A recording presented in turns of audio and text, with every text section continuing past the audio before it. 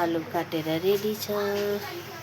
आज चाहिँ आलुदमको स्पेसल चल्दैछ। यहाँ चाहिँ मसला हालेको छ कालो जीरा। अब चाहिँ नुन हालिदिनुहोस्, मजाले हालिदिनु।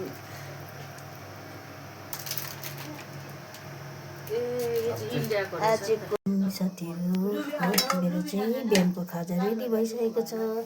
एकदम स्पेसल छ आज चाहिँ बिहानको ब्रेकफास्टमा।